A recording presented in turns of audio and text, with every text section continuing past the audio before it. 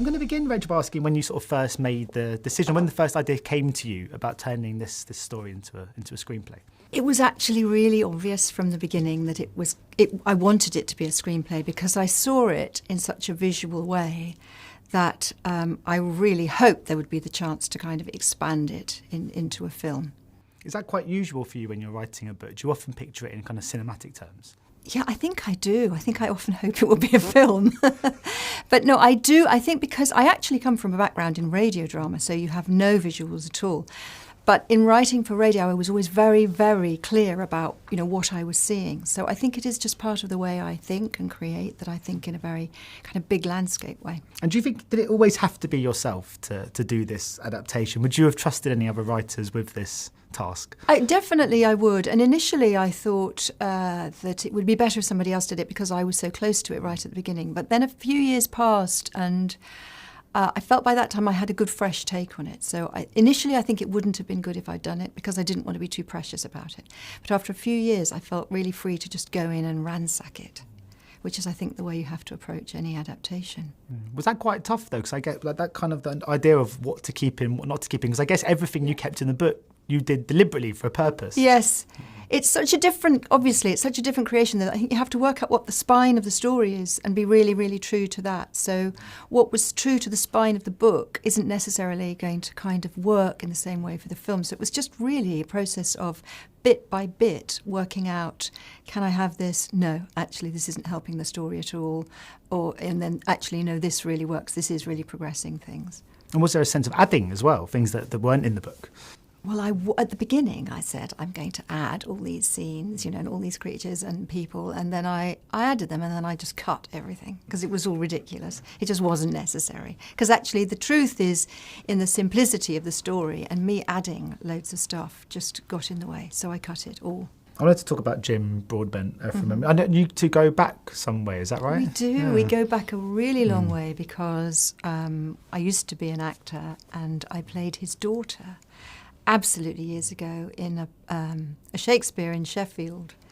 So we did have a kind of relationship. And then when it came to the audiobook of the book, they very kindly said to me, who would you most like to do the audiobook? And I said, well, if Jim Broadbent would do it, that would be amazing. And I couldn't believe it when he agreed.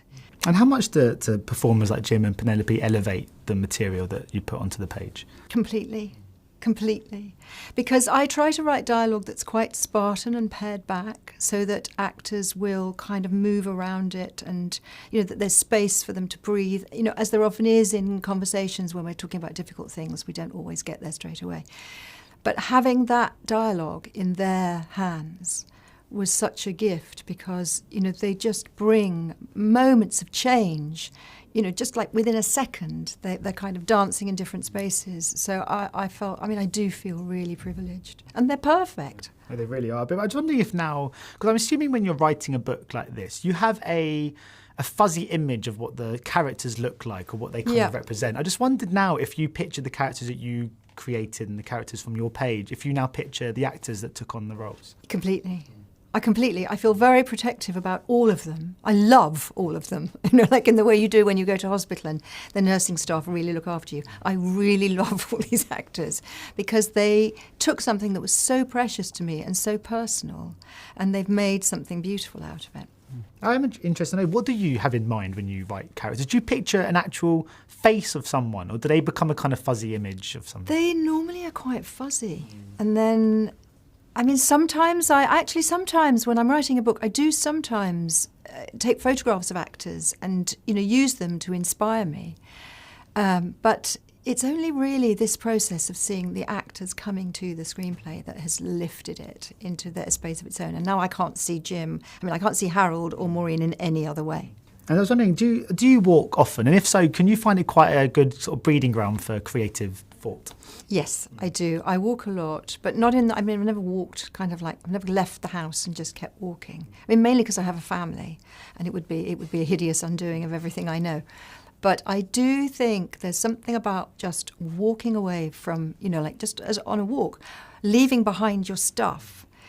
enables you to kind of be surprised by your thoughts. And if you're in the moment, I think you can often be influenced by that and find yourself in a very different place. So I really recommend it. Oh, it was inspired me. I went for a walk last night, took my Good. dog for a walk, and I didn't take my phone out with me. Hey! It was annoying because I didn't know how many steps I did. Oh, well, 'cause I but don't that's a count. whole thing. I know. How do we... We don't need to know No, we how don't many need steps. to know It's that, just do been we? invented, hasn't it, as a thing we need to do. Well, I was just counting as I was going. Well, there you go.